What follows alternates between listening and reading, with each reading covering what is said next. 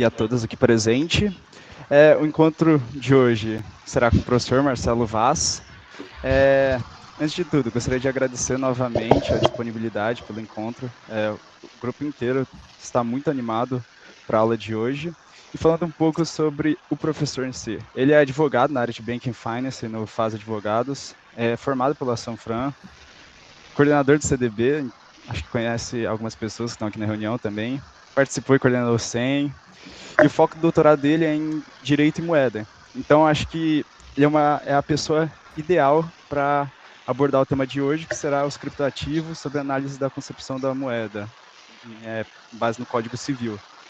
Então, acredito que seja a pessoa perfeita. E, antes de tudo, retomando um pouco o que o Fábio já disse, é importante que todos coloquem o nome no chat para, se possível, contabilizar a presença e ligar a câmera. E como já foi falado, eventuais dúvidas e comentários, caso seja uma dúvida realmente de não entendimento, é importante, pode levantar a mão e mandar no chat que nós podemos ler, ou também terá a oportunidade ao final da apresentação.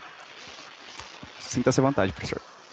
Obrigado, gente. Obrigado pelo convite, obrigado pela presença de vocês. Estou super animado. Eu acho que é uma oportunidade bastante bacana de tentar unir esses mundos. Eu estava conversando aqui com uns meninos antes de vocês entrarem, que minha especialidade, abrindo o jogo aqui para vocês, de trabalho, de pesquisa, não é ativos virtuais. Eu atendo como advogado alguns prestadores de serviços de ativos virtuais, mas minha reflexão vem por meio da moeda.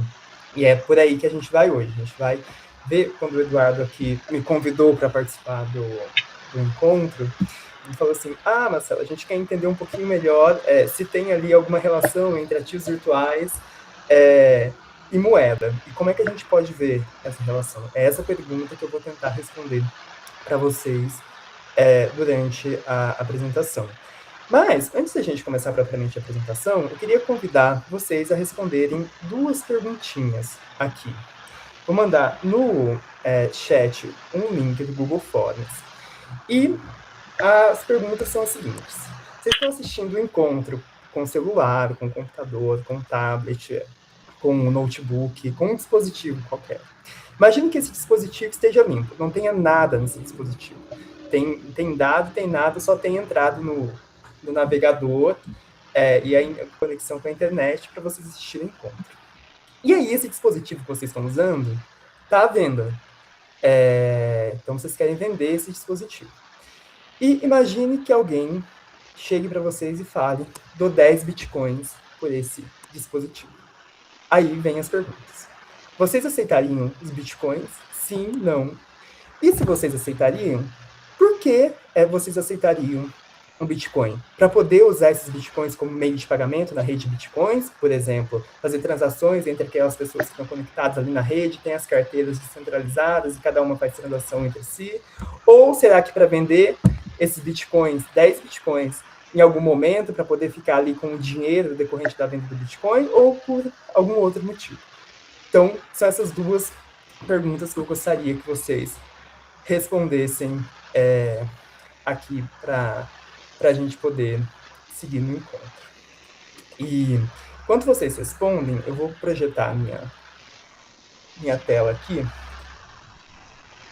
para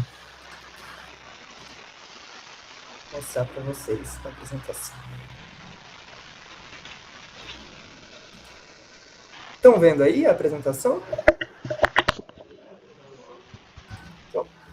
Sim, estamos vendo. Boa, obrigado. Bom, ativos virtuais e moeda. Continue respondendo aí, hein, pessoal. Temos aqui 29 pessoas, 28 sem mim. Só fico satisfeito quando tiver 20 respostas, pelo menos. Então, continue respondendo aí. Bom, moeda e ativos virtuais. Como eu disse para vocês, quando o Eduardo me convidou, ele me perguntou se eu poderia falar a respeito da existência ali de alguma relação entre moedas e ativos virtuais. Será que existe uma relação entre esses dois tipos de ativo? E se existe, qual que é essa relação? E essa é uma pergunta muito interessante, porque quando a gente começou a ver os ativos virtuais algum tempo atrás, então o grande paradigma, que eu vou voltar com vocês aqui hoje na apresentação, é o Bitcoin, havia ali pessoas dizendo, surgiram as moedas descentralizadas, as moedas virtuais, e ao longo do tempo foi tendo uma racionalização desse pensamento em relação aos ativos virtuais até chegar na nossa regulação que a gente tem hoje aqui no Brasil. E aí fica a questão, será que mesmo depois dessa racionalização ainda dá para relacionar ativos virtuais e moeda de alguma forma? E é essa questão que eu vou tentar responder aqui para vocês nessa apresentação. A minha apresentação aqui, ela está dividida em 3 partes. Uma primeira parte em que eu vou dar alguns fundamentos teóricos para vocês poderem pensar sobre moeda. A segunda parte em que a gente vai pegar esses fundamentos teóricos e colocar eles como lentes para poder entender o enquadramento dos ativos virtuais. E uma terceira parte que a gente vai ver qual foi a resposta regulatória que foi dada para esse enquadramento dos ativos virtuais. E os fundamentos teóricos da primeira parte, eles são relevantes pelo fato de que, quando a gente pensa no fenômeno monetário, a gente tem um grande problema. Por quê?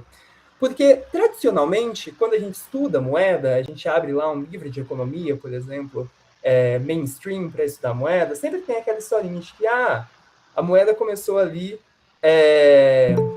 quando houve o problema da dupla coincidência. Então, as pessoas não tinham ativo para equalizar os preços e elas precisavam de diferentes ativos. Então, uma queria maçã, a outra queria banana, e aí a que queria banana queria trocar por maçã, mas a que queria maçã só aceitava abacaxi. Aí a que tinha banana, tinha que ir lá trocar a banana pelo abacaxi para depois trocar pela maçã.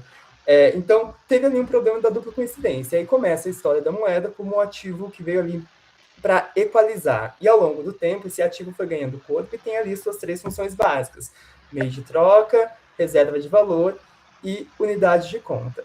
E aí essa história conta ali uma evolução da moeda ao longo do tempo. Só que essa é uma perspectiva de entender moeda, porque o fenômeno monetário ele é um pouquinho mais complexo. O fenômeno monetário em si, ele comporta diversas concepções. Então, essa aqui é uma representação que foi criada por 2 pesquisadores do Banco de Compensações Internacionais, o BAS, que é o Banco Central dos Bancos Centrais, em que eles tentaram ali sintetizar em um diagrama de Venn as diversas formas de ativos que são chamados de moeda. Os pesquisadores são o Morten Beck e o Rodney Garrett, e nesse diagrama de Venn, eles enfatizam aqui 4 dimensões daquilo que pode ser chamado de moeda, olhando ali para a forma como esse ativo é acessado, para o modo como ele é emitido, então de forma física ou eletrônica, a acessibilidade de forma universal, ou seja, todo mundo pode acessar, ou limitado, somente algumas entidades específicas podem acessar esses ativos. Quem é o agente emissor do ativo? É o Banco Central, ou é um agente outro? E qual que é o mecanismo de transferência? Há ali a dependência de um mecanismo centralizado para transferir esse ativo, ou esse ativo ele pode ser transferido de forma descentralizada. E o que está aqui, dentro de cada um desses diagramas, corresponde ao primeiro critério de cada um dos 4 fatores. Então, para dar um exemplo para vocês, quando a gente pensa em moeda corrente, então papel moeda, ou as moedinhas metálicas, entra aqui no meio circulante. As moedinhas metálicas são moedas emitidas de forma física, por isso que elas são fora do diagrama da elipse verde. Elas têm acesso universal, então todas as pessoas podem acessar o meio circulante, ninguém está restrito ao acesso desse meio circulante. O agente emissor é o Banco Central, e a gente não depende de um sistema centralizado para transferir a moeda. A gente pode transferir isso peer-to-peer, de forma descentralizada. Por isso que ela está dentro aqui do diagrama da elipse amarela. Um outro exemplo são os depósitos bancários. Os depósitos bancários, que também são um tipo de moeda, são emitidos de forma eletrônica, Acessibilidade, você tem uma conta no banco, você pode acessar, qualquer pessoa pode ir lá, desde que atenda, se existe QIC, etc.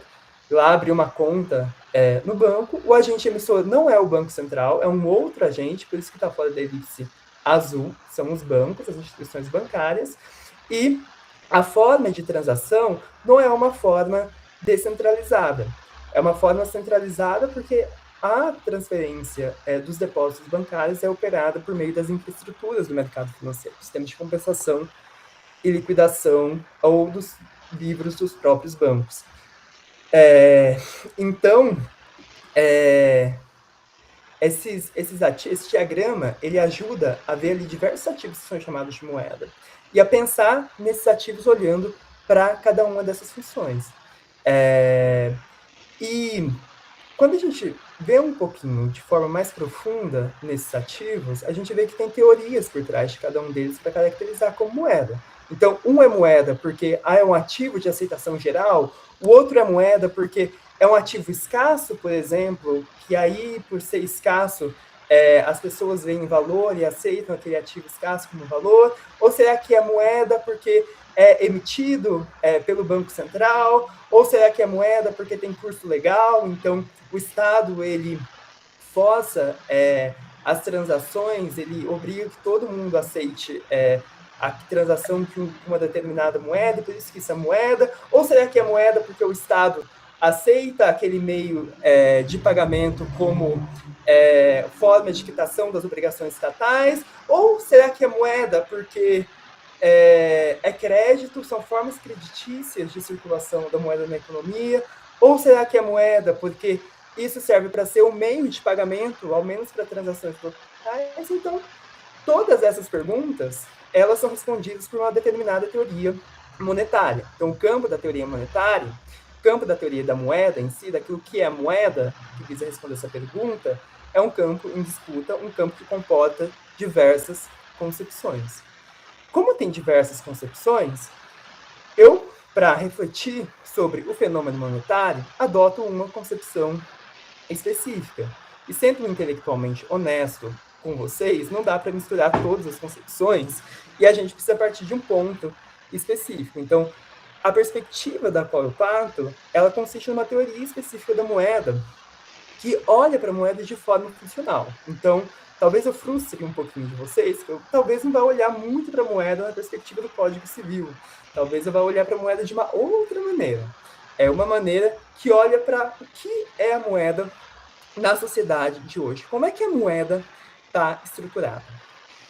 E nessa perspectiva, a moeda ela é concebida, que ela tem ali os seus fundamentos, principalmente em duas correntes teóricas, um pouco na chamada Money View, que tem ali como um dos expoentes atuais um professor chamado Perry Merlin, se não me engano ele está na Universidade de Boston, e tem a professora do outro lado, Money View de um lado, a outra teoria é a Legal Theory of Finance, que é da Catarina Pisso, professora de economia. Então, mescla ali essas duas principais correntes teóricas para conceber um pouquinho sobre o fenômeno monetário. Nessa perspectiva, a moeda é concebida fundamentalmente como uma promessa de pagamento. Moeda é concebida aqui como uma obrigação de determinados agentes a entregar certo ativo. E qual é o ativo que vai ser entregado em última instância? É o ativo que representa o meio final de liquidação da economia, que é a moeda soberana, que é a moeda de obrigação, que é uma obrigação do Banco Central. É a moeda emitida pelo Banco Central. E os outros ativos que compõem a arquitetura monetária, pois veja, eu não restringo aqui minha reflexão sobre a arquitetura monetária, a moeda emitida pelo Estado.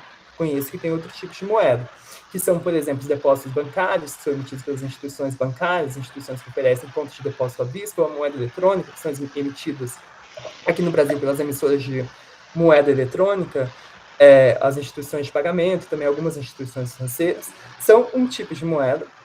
E você tem títulos e valores imobiliários que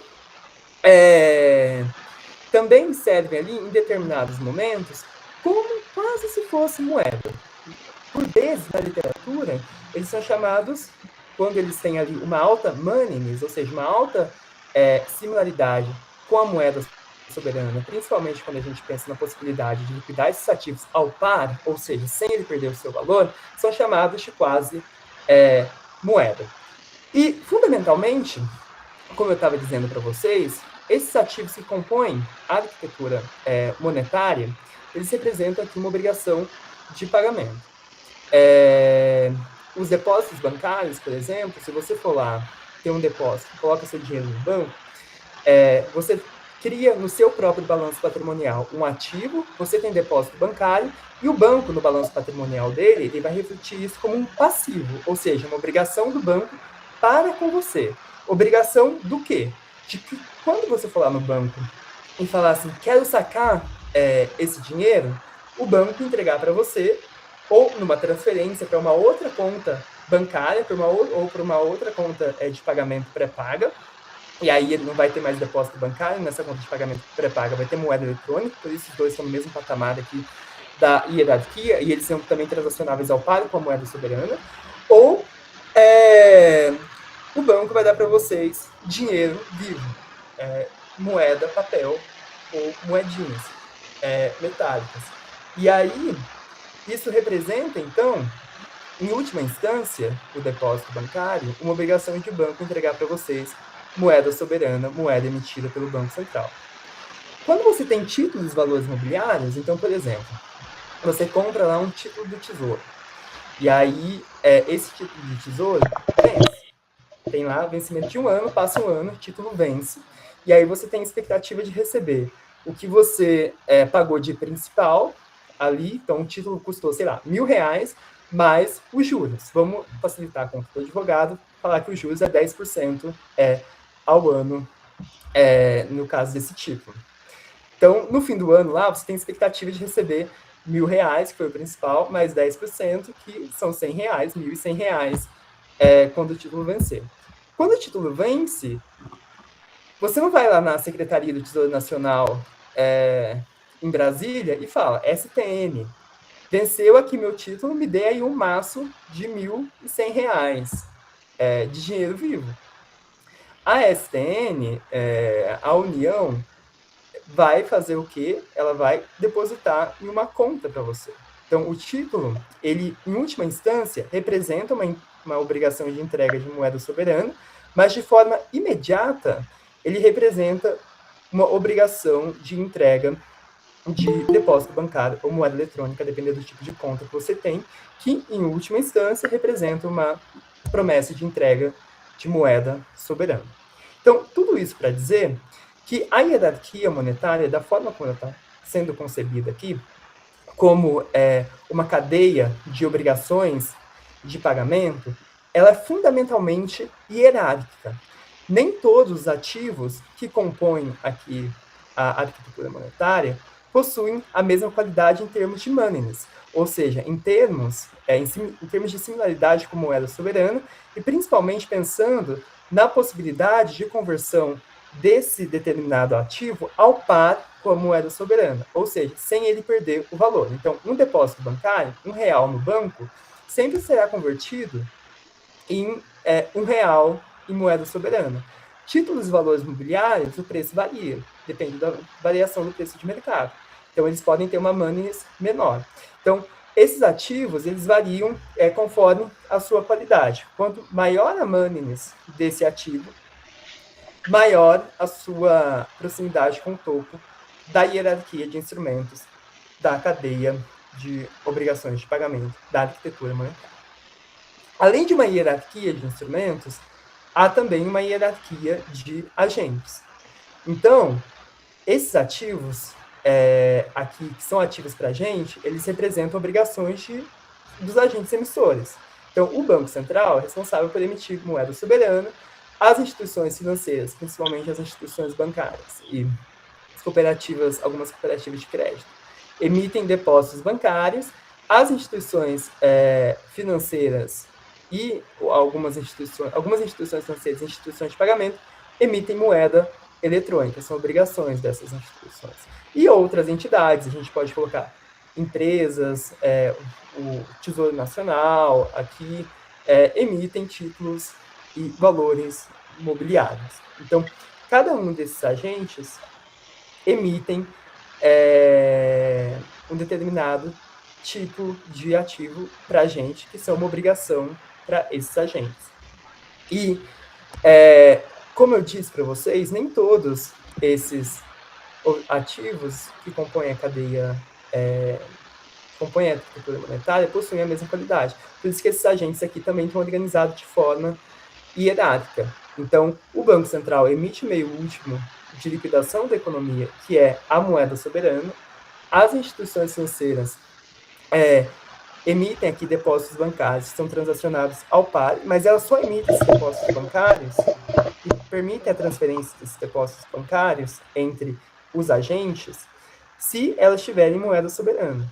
Então, quando você tem transferências entre agentes de diferentes instituições, as obrigações são liquidadas em moeda do Banco Central. Então, existe, por exemplo, quando você faz um PIX, uma infraestrutura chamada Sistema de Pagamentos Instantâneos. E essas instituições precisam ter ali, direto ou indiretamente, uma chamada Conta de Pagamentos Instantâneos. E nessa conta de pagamentos instantâneos, elas vão ter ali reservas no Banco Central, que são também um tipo de moeda emitida pelo Banco Central, e essas reservas vão ser utilizadas para fazer ali a liquidação de obrigações de pagamento. Então, elas transacionam entre si e moeda do Banco Central em última instância. E as outras entidades aqui, elas podem transacionar entre si com moeda do Banco Central, mas hoje em dia ocorre principalmente transações aqui com moeda bancária e moeda eletrônica, principalmente moeda bancária, porque muitas dessas entidades aqui dependem do crédito para poder fazerem ali as suas emissões.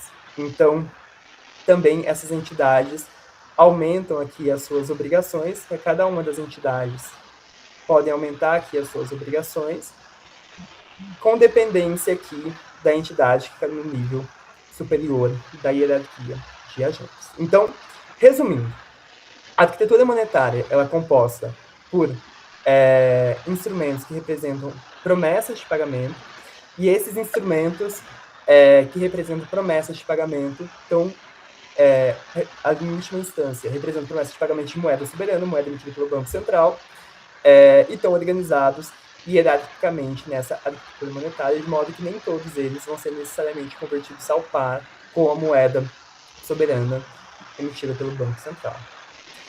E essa arquitetura monetária, ela gira ali em torno de duas dinâmicas.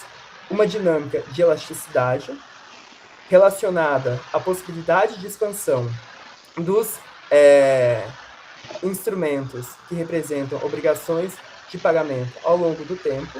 E aí, como eu estava explicando para vocês, uma empresa, por exemplo, ela vai emitir ali títulos, e ela vai emitir títulos se tiver alguém para comprar aqueles títulos. Ou vai tentar vender no mercado. Os títulos vão ser liquidados se alguém comprar aqueles títulos. E aí, as pessoas compram os títulos com que? Moeda bancária. E algumas pessoas pegam crédito para comprar os títulos das empresas. Então, as empresas, elas aumentam ali, nesse exemplo, as suas obrigações por meio da moeda viabilizada ali pelas instituições financeiras aqui no exemplo. Então, as pessoas, as outras entidades que compram os títulos vão lá, tem moeda no Banco Central e transferem aquela moeda no Banco Central, moeda de instituições financeiras, e transferem aquela moeda para as empresas para comprar o título. Então, a parte inferior ali da arquitetura monetária está sendo aumentada porque o ativo que se encontra no nível superior permite esse aumento. Da mesma forma que as instituições financeiras vão ali aumentar o balanço patrimonial delas, por exemplo, se elas conseguirem ter uma quantidade de reservas bancárias que vai viabilizar a liquidação das obrigações de pagamento que elas precisam fazer. E aí, essas reservas elas podem ser conseguidas por esforços próprios ou no mercado interbancário ou diretamente com o Banco Central por meio de empréstimos. Então, os agentes aqui conseguem aumentar as suas obrigações no nível inferior se valendo das obrigações que se encontram no nível superior da hierarquia monetária. E ao longo do tempo, esse aumento de quantidade também expande ali a qualidade desses ativos, porque em momentos de boom econômico, mesmo que sejam títulos, por exemplo, que estão no nível mais inferior da monetária, você tem uma liquidez maior. Então, a moneyness desses instrumentos aumenta, a possibilidade de eles serem convertidos ao par com a moedas aumenta nesses momentos de boom econômico. E, por outro lado, você tem a disciplina. Então, quando tem uma recessão econômica, e aí as promessas de pagamento são testadas, então as empresas precisam pagar ali o vencimento dos seus títulos ou, às vezes, resgates antecipados. As instituições financeiras, às vezes, precisam pagar ali o saque de depósitos. Você tem ali o teste dessas obrigações. E aí a disciplina está ligada principalmente à restrição de liquidação. Então, ela está ligada à resposta à pergunta como é que as obrigações são pagas e se vai ser possível pagar. Então, ao mesmo tempo que essa arquitetura tem uma elasticidade que é dada pelo fato de ela ser composta por instrumentos creditícios, e isso é expansivo, ela também tem ali, de outro lado, uma dinâmica relacionada à disciplina das restrições de liquidação, que vão testar a qualidade da promessa de pagamento representada pelos instrumentos emitidos por cada um dos agentes que compõem a arquitetura monetária. Bom, e no topo da arquitetura monetária tem ali a moeda soberana, a moeda emitida pelo Banco Central, que tem diversas funções econômicas. Tem a função de meio de troca, então ela vai viabilizar ali a equalização de preços e facilitar a troca entre bens. Tem a função de meio de pagamento, que vai viabilizar a liquidação de obrigações constituídas. Então, ela vai ter ali, na perspectiva jurídica, a manifestação do poder liberatório. Ela também vai servir como reserva de valor estável, dada ali, de onde a gente olha juridicamente, pelo nominalismo, por um lado, mas, por outro lado, tendo seu valor real, talvez, afetado pela inflação. E ela vai ter a função de unidade de conta, no sentido de estabelecer uma unidade geral para a contabilização da economia, e tem uma função fundamental. Só a moeda do Banco Central serve como meio último de liquidação na economia. E a moeda do Banco Central, ela viabiliza, então, a liquidação em última instância de qualquer tipo de obrigação. Quando a gente olha ali para a arquitetura monetária e a gente vê aqueles ativos, só a moeda do Banco Central tem uma característica jurídica, que é o curso legal da moeda, que é uma característica, e tem outra característica. Ou seja, o curso legal está ligado à obrigação de aceitação da moeda do Banco Central como meio de liquidação das obrigações. Existem na legislação brasileira algumas hipóteses de relaxamento desse curso legal, quando você tem notas ou moedas danificadas, ou quando você tem uma quantidade muito grande de moedas metálicas. Então, existem na legislação brasileira hipóteses de flexibilização desse curso legal. E tem uma outra característica. Ela é o meio último de liquidação, olhando da perspectiva jurídica, principalmente, e aí isso se aplica só a determinados estados, tem estados que não têm essa característica, principalmente porque ela também tem o curso forçado, que é diferente do curso legal. Então, enquanto o curso legal ele obriga a aceitação desse meio final, desse meio como meio último de liquidação da economia, o curso forçado faz com que essa moeda seja inconversível, ou seja, ela não é convertida em nenhum outro ativo. Faz com que ela termine ali sendo uma obrigação do próprio Banco Central de não entregar nada. O Banco Central emite, e no máximo que ele vai dar em troca, se você for lá resgatar R$1 em nota, R$1 em nota. Essa é uma obrigação autocontida do Banco Central. Então, o curso forçado ele impede a convertibilidade desse ativo em qualquer outro.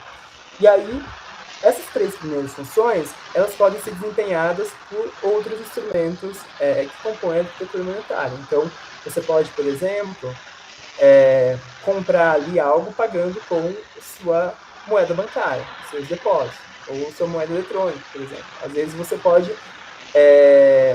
fazer uma dação de um título em pagamento. Meio de pagamento, a mesma coisa. Você pode liquidar uma obrigação que você constituiu ali com os outros ativos. E eles não têm curso legal, de novo, repetindo. E tem também a reserva de valor. Então, quando você compra, sei lá, um título de Tesouro Nacional, você pode deixar aquilo ali por muito tempo, rendendo, guardando ali o valor, preservando o valor do teu principal. E colocando juros. Mas essas 2 últimas funções, a unidade de conta e o meio de liquidação são suas características da moeda soberana. Então, você não faz uma contabilização da economia em uma unidade de depósitos bancários, porque a unidade de depósitos bancários está denominada na unidade da moeda soberana. Então, é um real. Você não faz a contabilidade, sei lá, em uma unidade de título de Tesouro Nacional. Você faz a contabilidade, porque o título de Tesouro Nacional está denominado em reais. Você não faz uma contabilidade em uma unidade de debêntures. Você faz a contabilidade, a debêntures também está denominada em reais, você faz a contabilidade em reais, aqui no Brasil, que é a nossa unidade de conta. Então, ela estabelece esse padrão de referência para a contabilização da economia e para a referência de outros preços. E ela também, como eu disse, é o meio último de liquidação. Os outros ativos que estão ali na arquitetura monetária, como eu disse, representam promessas de pagamento de última instância, entregar a moeda emitida pelo Banco Central. E a moeda emitida pelo Banco Central, quando tem ali a característica do curso legal, do curso forçado, serve obrigatoriamente como meio para a liquidação de obrigações, e quando tem o curso forçado ainda, ela não é convertida em nenhum outro ativo. Então, essas características, 2 últimas aqui, são características essenciais da moeda soberana. Bom, mas o que isso tem a ver com os ativos virtuais? Quando a gente pensa nos ativos virtuais, tem 15 respostas aqui, pessoal, acabei de olhar. Mais 5, eu fecho as respostas. Quando a gente pensa no enquadramento dos ativos virtuais, vem sempre a questão, ok, se a moeda soberana tem, que é a moeda, que eu vou chamar aqui de moeda com M maiúsculo, tem todas as características, será que os ativos virtuais, para se aproximar dessa moeda, não só da moeda soberana, mas também dos outros instrumentos que compõem aqui a arquitetura monetária, também compartilham dessas características? E aí a gente precisa fazer uma reflexão olhando para os ativos virtuais. Quando a gente vai pegar ali como é que os ativos virtuais se desenvolveram, o grande paradigma, o ponto inicial, é o Bitcoin. Então, lá em 2008, no meio da crise financeira, o Satoshi Nakamoto, que ninguém sabe quem é até agora, publicou um white paper propondo ali a criação da rede Bitcoin. E o white paper do Satoshi Nakamoto traz ali algumas propostas interessantes. Então, o que Satoshi Nakamoto propôs nesse paper foi ali constituir um sistema de pagamento centralizado com uma unidade monetária, uma unidade de pagamento desse sistema diferenciada, o Bitcoin, e que esse sistema viabilizasse as transações de pagamento de forma descentralizada, peer-to-peer, sem a necessidade de ter um intermediário entre os agentes. Então, os agentes podem ali transacionar entre si, usando uma tecnologia que não é uma tecnologia tradicional, não é uma tecnologia que passa pelas infraestruturas do mercado financeiro tradicionais, pelos sistemas de compensação e liquidação. É uma tecnologia descentralizada, a tecnologia de registro distribuído, construído sobre uma blockchain, e que autoriza ali a transferência do Bitcoin entre os participantes sem a necessidade de uma parte para fazer a mediação dessas transações de pagamento. E, ontologicamente, o Bitcoin ele não é uma obrigação de ninguém. Então, o Bitcoin em si, não está no white paper do Satoshi Nakamoto, que se você chegar um dia e falar assim, quero vender o meu Bitcoin na rede Bitcoin, alguém vai te dar dólar, alguém vai te dar reais, alguém vai te dar algum outro ativo. Não, o Bitcoin não é uma obrigação de ninguém. O Bitcoin também é uma unidade, tal como a unidade a moeda soberana em si, uma unidade autocontida. Ele não representa uma obrigação de entrega de nada. Ele é autocontido em si. Então, o Bitcoin foi criado com essa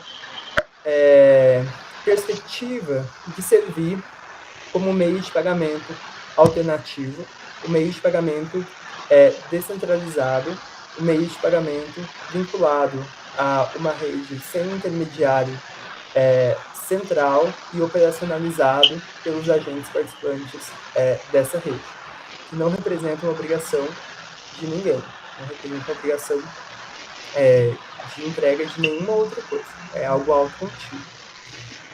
Esse era o propósito do Bitcoin, servir como meio de pagamento.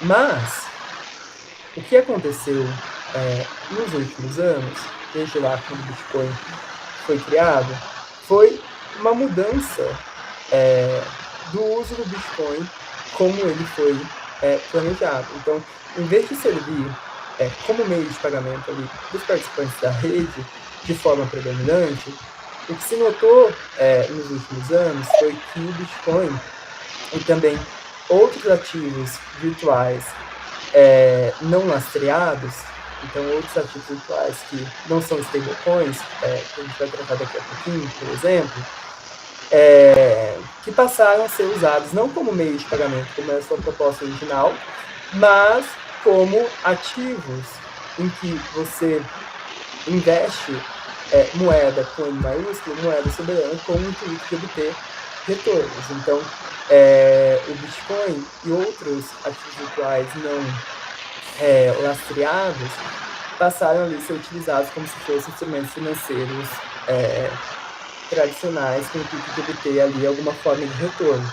E esse gráfico aqui, que eu retirei de uma pesquisa também que foi feita por alguns pesquisadores do Banco de Compensações Internacionais, demonstra a existência de uma correlação entre o aumento do preço do Bitcoin, esse de vermelhinho aqui, num determinado dia, que eles estão fazendo a correlação do dia anterior, e o aumento do número de usuários transacionando com Bitcoins, por exemplo. E aí, a correlação que eles mostram é que quando o preço do Bitcoin aumenta, também tem ali uma entrada maior de usuários no mercado de Bitcoin. E aí a hipótese deles aqui é essa que eu falei para vocês, que o Bitcoin tem sido utilizado mais como meio como um instrumento financeiro propriamente, do que como meio de pagamento, como originalmente foi planejado, e que esses agentes eles entram aqui no mercado para aproveitar ali as grandes variações de preço que o Bitcoin tem para obter retornos. Por isso que eles perguntam aqui se o número de usos está vinculado à especulação. Não é especulação no sentido pejorativo da palavra, no sentido técnico aqui, no sentido de que você está fazendo operações ali com o intuito de aproveitar das variações constantes de preço no curto prazo para fim de obtenção de retorno. Então, pelo fato dos ativos virtuais não lastreados terem uma alta volatilidade, se tem esse movimento aqui de tentativa de de transacionar com esses ativos no curto prazo, com o intuito de obter ali algum retorno financeiro. Então, você tem expectativa de comprar aquele ativo para poder vender o ativo. E olha só, eu consegui 18 respostas aqui e vou mostrar uma coisa para vocês. Olha que interessante. Tem a perspectiva do BIS que eu estou mostrando para vocês na tela, a hipótese do BIS, em que o Bitcoin está sendo utilizado como meio de obter retornos. E olha que interessante aqui as respostas. Como é que a resposta? Deixa eu compartilhar minha outra tela com vocês. As respostas que vocês me deram.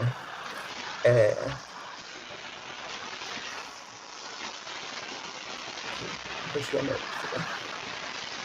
minha outra tela. Olha que interessante. Cadê a tela?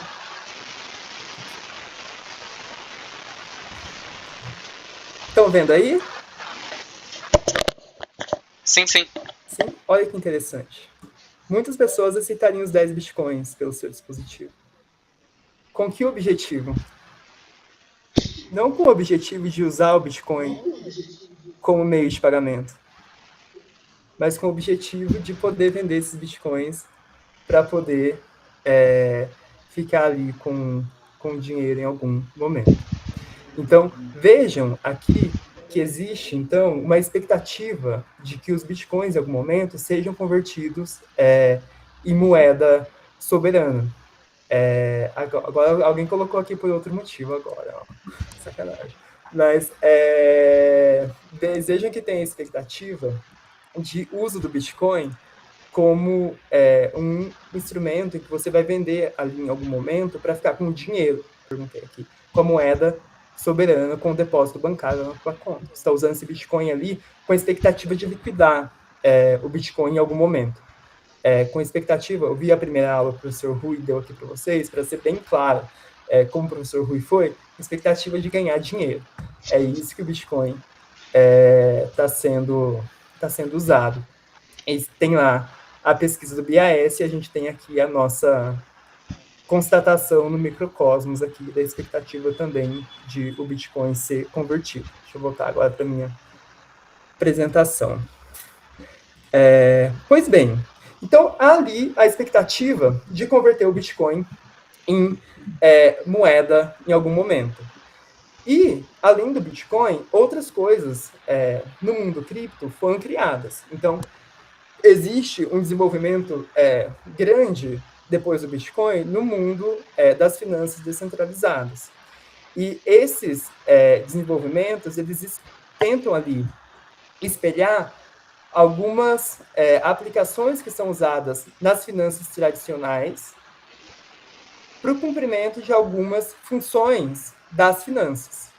Então, essa tabela que eu retirei da mesma pesquisa, que eu mostrei para vocês sobre o Bitcoin, ela parte de uma definição de funções financeiras do Robert Merton, um texto que ele publicou, se eu não me engano, foi em 95, em que ele vai colocar ali 6 funções principais das finanças. E os autores, eles vão listar como é que as finanças tradicionais, ali que a gente conhece hoje, mercado bancário, mercado de pagamentos, mercado de capitais, seguros, se organizaram para lidar com essas funções. E como é que as finanças descentralizadas se desenvolveram ali de forma paralela, com o intuito também de cumprir essas mesmas funções tradicionais das finanças. Então, existe aqui um desenvolvimento nas finanças descentralizadas que nascem com essa ideia de não ter conexão de descentralizar, né, as transações, não ter ali um intermediários operando as redes. Como é que essas finanças descentralizadas, elas criaram ali algumas funções para espelhar aplicações das finanças tradicionais destinadas a cumprir essas funções financeiras. E aí, vejam só, então, que ponto importante. As finanças descentralizadas, como eu disse para vocês, elas vêm ali no movimento do Bitcoin para frente, sem o objetivo de ter um intermediário ali nas transações, com o objetivo de fazer, digamos assim, um mundo financeiro à parte, um mundo financeiro mais livre, um mundo financeiro descentralizado, como o próprio nome propõe. Mas já temos aqui um ponto de discussão. Olha, no caso do Bitcoin, por exemplo, se tem expectativa de converter isso daqui em moeda em algum momento, será que é tão descentralizado assim? Esse é um primeiro ponto para a gente pensar. O segundo ponto para a gente pensar é o seguinte: ok, mas será que as finanças descentralizadas para fazer todas essas aplicações aqui, será que elas são autossuficientes? Esse é um segundo ponto para a gente pensar. A gente vai voltar nele já. Segundo desenvolvimento importante no mundo das finanças descentralizadas foi das stablecoins. Então, como eu mostrei naquele gráfico para vocês do Bitcoin, o preço dos ativos virtuais não lastreados é altamente volátil. Então, isso não acontece só com os bitcoins, acontecem também com outros ativos. Esse é um dos motivos pelos quais esses ativos, que ainda que nasçam com a proposta de servir como meio de pagamento, não são usados como tal. O valor varia muito, você não tem a garantia de que o valor do Bitcoin hoje vai ser o mesmo valor daqui alguns minutos, por exemplo. Então, o valor varia de forma muito frequente. E aí, nesse mundo das finanças descentralizadas, foram criadas stablecoins. E as stablecoins, elas são um tipo de ativo virtual que tem ali como a sua finalidade manter o seu valor ao par com a moeda, com alguma moeda soberana. Hoje a gente tem grande ali parte vinculada ao dólar. Mas a gente tem algumas aqui no Brasil também, vinculadas ao reais.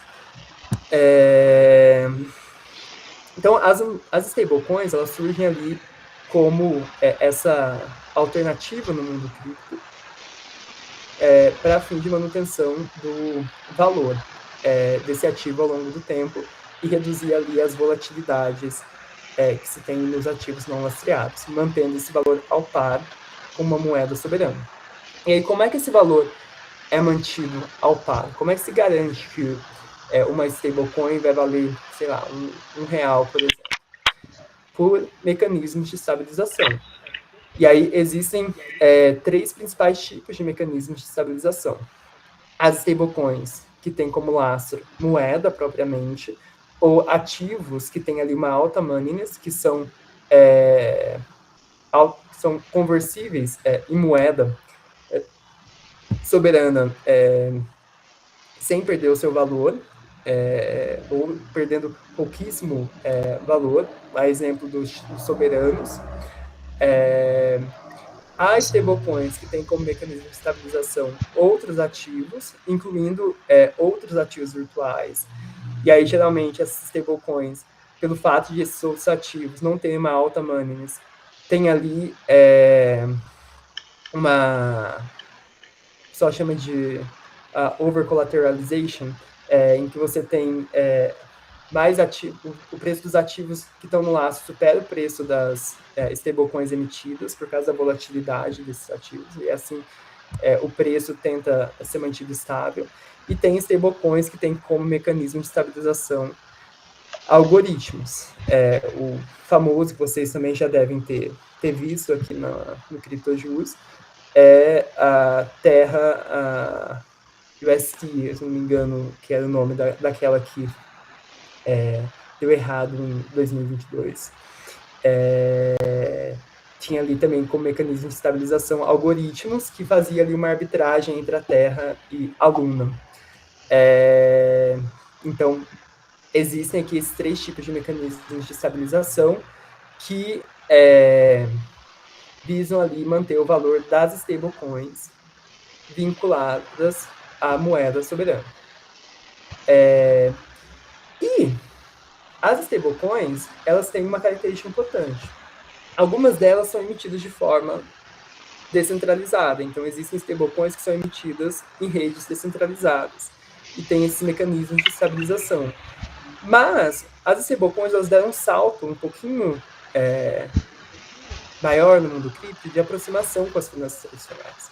Porque alguns emissores das stablecoins são identificáveis, então eles não são descentralizados. E esses emissores, eles não deixam ali, quando as stablecoins, por exemplo, têm como mecanismo de estabilização a moeda, os seus recursos no ar. Eles dependem de quem pode prover ali uma forma de armazenar essa moeda, ou os títulos. Então, eles dependem de alguém que oferece, no caso dos títulos, por exemplo, uma conta de custódia, ou no caso da moeda, uma conta bancária.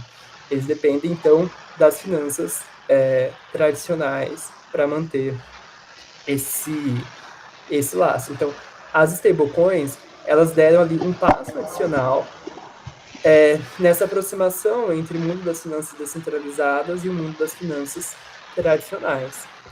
E esse passo de aproximação, ele não foi dado só pelas stablecoins, mas também por outros desenvolvimentos desses setores. Então, do setor de finanças tradicionais, do setor de finanças descentralizadas e daquilo que surgiu aqui no meio, ali das stablecoins, algumas se incluem aqui, que é o setor das finanças centralizadas, que são diferentes das... Tem literatura que coloca as duas coisas aqui como finanças centralizadas, mas esse paper do Financial Stability Board, ele faz essa separação entre finanças tradicionais, mercado de capitais, instituições bancárias, seguros aqui, tradicionais, com finanças centralizadas, que são emissores ou intermediários do mundo cripto, não ligados às finanças tradicionais, que não têm as mesmas seguras aqui que tem nas finanças tradicionais, e as finanças descentralizadas, como as operações que ocorrem em redes independentes de intermediários e descentralizadas. E esse diagrama aqui, ele mostra a existência de interdependências entre essas três, vamos chamar assim, esferas financeiras. Então, entre as finanças descentralizadas, as finanças centralizadas e as finanças tradicionais. E aí, notem que interessante, eu fiz uma pergunta para vocês poucos minutos atrás, falando que será que as finanças descentralizadas elas são autodependentes? Não necessariamente. Então, há aqui interconexões operacionais entre as finanças descentralizadas e prestadores de serviços de tecnologia, por exemplo, prestadores de serviços de rede, prestadores de serviços de blockchain, alguns oráculos que levam aqui informações externas aos protocolos descentralizados para serem processadas no meio desses protocolos, provedores de carteira. Então, existem aqui conexões operacionais, mas eu queria chamar a atenção de vocês para um outro tipo de conexão, que são as conexões laranjinhas aqui. São as conexões financeiras. Então, existem conexões financeiras entre essas três esferas. E essas interconexões, elas vêm ali de diversas formas. Então, eu dei o exemplo para vocês das stablecoins. Então, há instituições, entidades aqui que emitem stablecoins, precisam guardar o seu lastro, por exemplo, em um banco.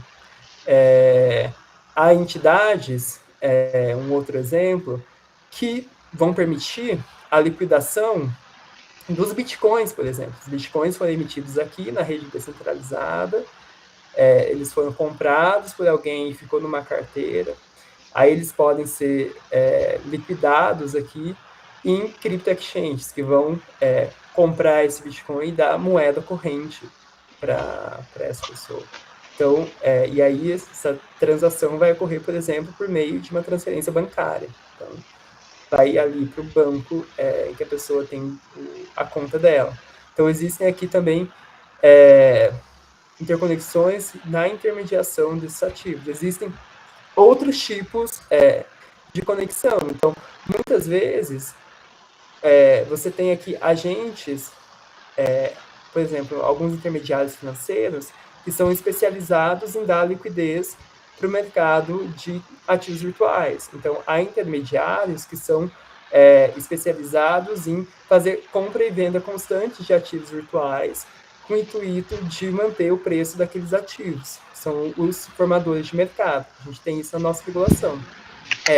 Ou há determinadas entidades que têm a função de fazer a ponte entre investidores institucionais e as crypto exchanges para também prover liquidez. Então, você também tem essa função. Então, assim, existem muitas interconexões entre as finanças descentralizadas, as finanças centralizadas, as finanças tradicionais, que, olhando de uma perspectiva, quando você olha ali a moeda como uma obrigação de pagamento, faz com que uma dúvida surja. Olha, mas se eu tenho aqui, por exemplo, um intermediário, eu tenho a expectativa de vender esses ativos podem ser vendidos com intermediação de agentes que estão nas finanças tradicionais, será que alguns ativos virtuais, funcionalmente, ainda que ontologicamente eles não sejam promessas de pagamento de nada, não se aproximem dessas promessas de pagamento? E essa é a minha hipótese do argumento aqui. A minha hipótese, quando eu olho para a regulação do Banco Central e de outras jurisdições, é que quando a gente olha para os ativos virtuais, a gente considera ali as interconexões que ocorreram com o sistema financeiro tradicional, essa criação dessa camada intermediária que é chamada de finanças centralizadas, ali que tem emissores especializados em ativos virtuais ou intermediários especializados em ativos virtuais.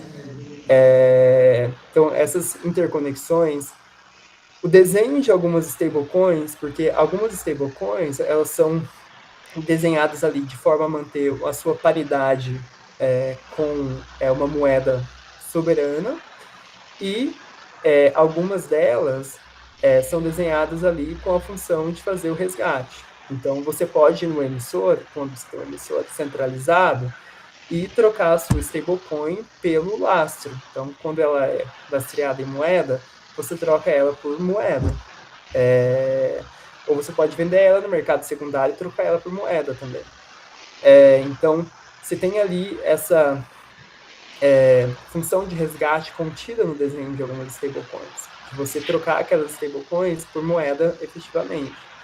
E os ativos virtuais não lastreados, exemplo do Bitcoin, do Ethereum, tudo, sendo usados ali não como instrumento de pagamento, como era a proposta original de algum deles, mas como ativo financeiro, fazem com que esses ativos, de forma funcional, não sejam usados ali propriamente como meio de pagamento, no caso desses ativos virtuais não lastreados, fazem com que as stablecoins elas tenham ali uma expectativa de convertibilidade também, e colocam ali as instituições financeiras como provedoras de liquidez desse setor de ativos virtuais. Na minha perspectiva, tudo isso faz com que parte dos ativos virtuais ali, uma parte predominante, se assemelhe a uma promessa de pagamento, ainda que ontologicamente não seja. Então, isso precisa ficar bem claro. Bitcoin não é uma promessa de pagamento de nada. Ethereum não é uma promessa de pagamento de nada. Mas há a expectativa de vender esses ativos em algum momento para poder, como eu coloquei lá na pergunta para vocês, ficar com o dinheiro, ficar com a moeda. Então, você tem expectativa de vender esses ativos no mercado secundário. Você tem expectativa de que esses ativos vão ser liquidados em algum momento. E aí, quando você tem essa expectativa de esses ativos serem liquidados, isso depende de interconexões com o sistema financeiro tradicional, surge a questão de como é que isso vai ser pago. E aí surge uma questão aqui, que se a gente olha pela lente da perspectiva monetária da qual eu parti, traz a mesma questão, importante para essa perspectiva. Como é que esse ativo vai ser pago? Como é que essa obrigação vai ser liquidado. Da onde que vem o dinheiro? E aí a gente pode começar a fazer perguntas mais profundas. Vai vir de crédito, de forma imediata, ou vai vir de uma transferência direta, ou será que essas instituições que vão ter que fazer a transferência vão depender de empréstimo da moeda do Banco Central, ou vão ter que fazer operações no mercado interbancário? Como é que acontece? Para dar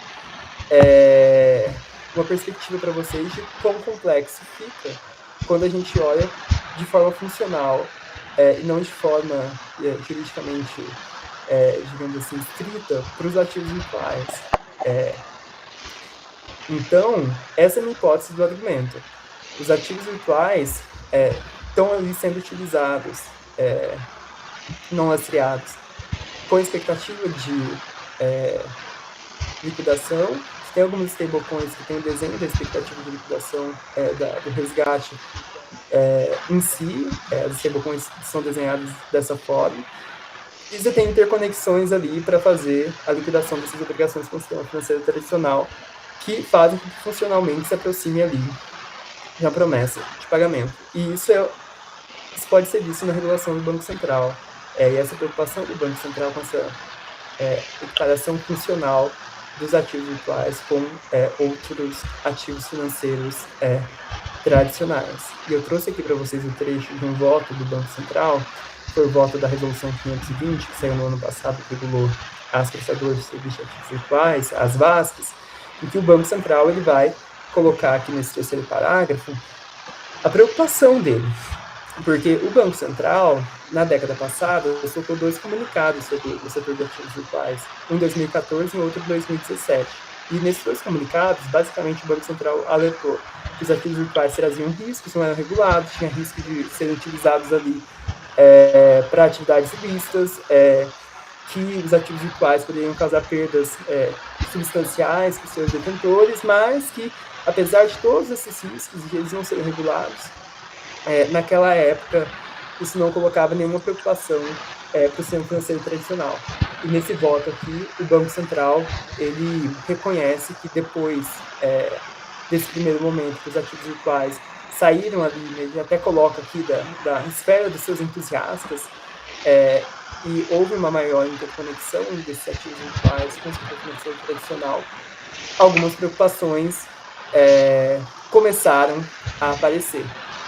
Então, na regulação, a gente consegue ver a preocupação do Banco Central com a equivalência funcional desses ativos virtuais com alguns instrumentos financeiros tradicionais.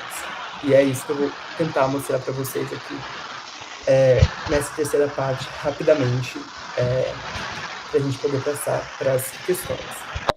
Então, quando eu disse que olhar para os ativos virtuais de uma perspectiva funcional e não estritamente jurídica ajuda a gente a ver essa outra dimensão, é importante porque lá na Lei 14.478, os ativos virtuais eles são definidos como essa representação digital do valor, que pode ser negociada ou transferida por meios eletrônicos e utilizada para realização de pagamentos ou com propósito de investimento.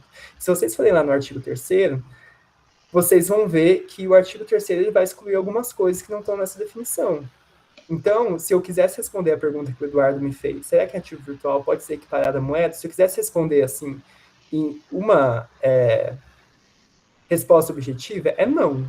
Porque lá nesse artigo 3º, ele vai excluir moeda da definição de ativo virtual. Então, ativo virtual é uma coisa, moeda é outra. Moeda eletrônica é outra, depósito bancário é outra, títulos e valores imobiliários são outras coisas. E aí ele exclui também os utility tokens, que são ativos virtuais usados para acesso a serviços específicos. Então, se eu quisesse olhar de uma perspectiva normativista, talvez eu não chegaria a essa aproximação de ativos virtuais que eu cheguei agora de moeda. Diz que essa perspectiva da qual eu parto, ela olha de uma perspectiva funcional, para entender as coisas, como é que elas são usadas efetivamente, do que de uma perspectiva normativista, em que você só entende ali como elas são definidas e não como elas são colocadas em prática. Por isso que eu acho útil essa perspectiva da qual eu parti, para a gente poder entender as coisas, como é que elas funcionam, e não como elas são só abstratamente definidas. E essa definição, ela tem 3 pontos aqui relevantes, que são 3 aspectos. Um aspecto substancial, que ela vai colocar aqui, que o ativo virtual, ele é uma representação digital de valor. E aí, a primeira pergunta que a gente tem que fazer, como é que esse valor ele é atribuído ao ativo virtual? Como é que a gente sabe que um ativo virtual tem valor? E é aqui que entra a função da moeda soberana de unidade de conta, os ativos virtuais. Na contabilização dos balanços patrimoniais, não são denominados na unidade de conta dos ativos virtuais. Então, o Bitcoin não é denominado lá no balanço patrimonial do valor dele, o valor de Bitcoin. Ele é denominado no balanço patrimonial no valor de quanto é que ele vale em reais, no momento ali. Aí tem as regras contábeis diversas, mas no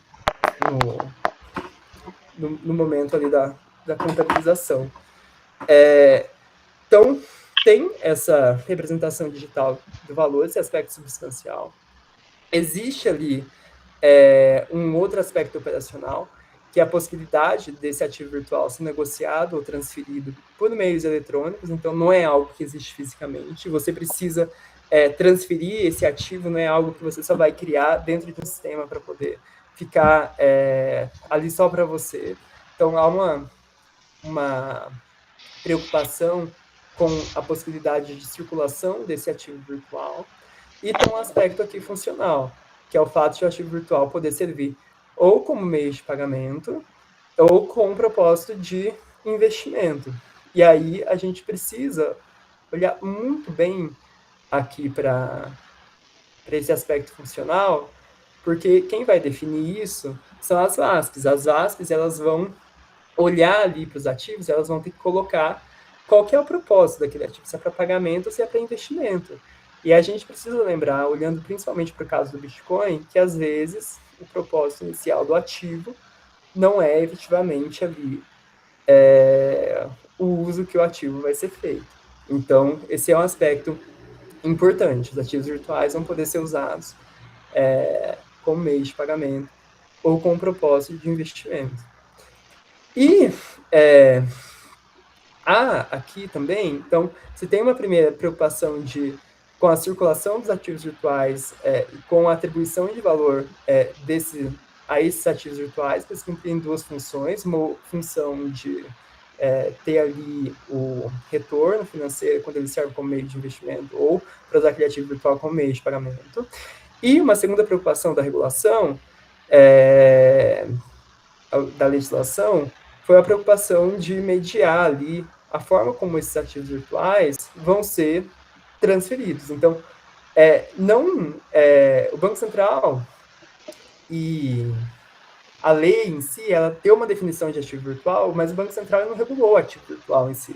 Então, ele não regulou as finanças descentralizadas em si. As finanças descentralizadas continuam ainda descentralizadas. O Banco Central ele regulou o meio.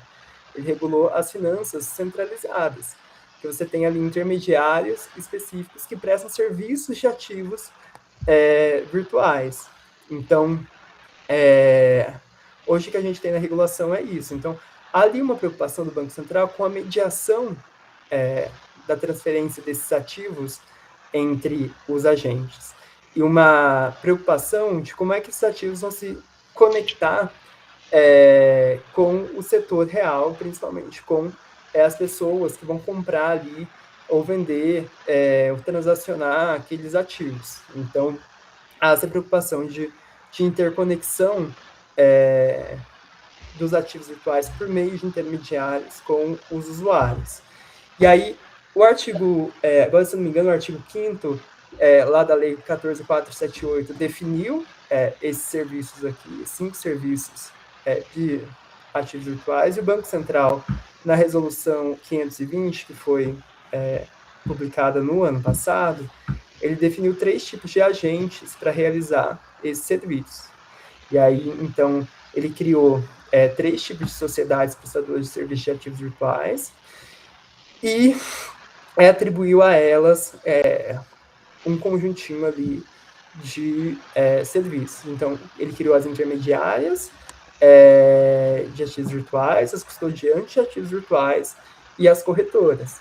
As intermediárias, elas são responsáveis principalmente por realizar aqui esses três conjuntos iniciais de serviço, por viabilizar a troca entre moeda soberana, moeda bancária e ativos virtuais, a troca entre ativos virtuais, a transferência de ativos virtuais, além de fazer a administração de carteiras e a subscrição. As custodiantes, elas fazem a guarda dos instrumentos que permitem que os usuários titulares dos ativos virtuais exerçam ali os seus direitos sobre aqueles ativos e oferecem também as carteiras para guarda dos ativos e também fazem a gestão de eventos de oneração, eventos operacionais desses ativos. E as corretoras, elas fazem aqui as duas atividades. Então, elas fazem tanto as atividades de intermediação quanto as atividades de custódia. E, além dessas entidades, o Banco Central também autorizou já algumas entidades das finanças tradicionais a prestar também alguns desses serviços. Então, as corretoras, CTVMs, as DTVMs, os distribuidores de valores imobiliários, corretoras de câmbio e as instituições bancárias também vão poder prestar ali alguns serviços de ativos virtuais. Então, fundamentalmente, o que a regulação tratou foi dessa ponte entre os ativos virtuais e transações com intermediários. Você tem ali uma preocupação de como é que esses ativos virtuais vão chegar nos usuários. E olhando para essa preocupação, no voto que eu mostrei para vocês anteriormente, um pouquinho mais para baixo, o Banco Central ele vai falar assim, olha, reconheço que tem aqui uma equivalência funcional entre a forma como os ativos virtuais são transacionados e outros instrumentos financeiros, outros títulos e valores imobiliários. E estou construindo aqui a regulação, a 520, de forma similar, estruturalmente, com uma regulação que já existe de intermediários tradicionais. Então, o Banco Central se baseou bastante na regulação que já existe para as corretoras, as distribuidoras, as DTVMs e as CTVMs, que são as intermediárias que fazem ali a distribuição dos valores imobiliários no mercado. Então, quando a gente olha para a regulação das VASPs, a gente vê essas similaridades. E, principalmente ali, olhando para quão o ativo virtual se aproxima desses ativos financeiros tradicionais. Então, eu vou dar aqui alguns exemplos para vocês de onde é que a gente vê essa similaridade das funções de tratamento. Então, você tem ali, olhando para as operações, oferta e listagem, por exemplo. Nas ofertas, o Banco Central exigiu que as prestadoras de serviços de ativos virtuais, eu vou abreviar aqui, vou chamar de VASP, façam ali alguns procedimentos de listagem, então de pesquisa, de cotação, de análise de risco, que são similares a procedimentos que são aplicados a tipos de valores imobiliários tradicionais. O Banco Central exigiu uma averiguação de preço, então o Banco Central está preocupado ali quanto é que vale monetariamente os ativos virtuais que vão ser negociados, e como é que esses preços eles vão ser colocados para os clientes, porque os clientes vão ter que comprar aqueles ativos, então eles vão ter que transferir ali de alguma forma, pelo menos inicialmente, moeda para comprar aqueles ativos virtuais.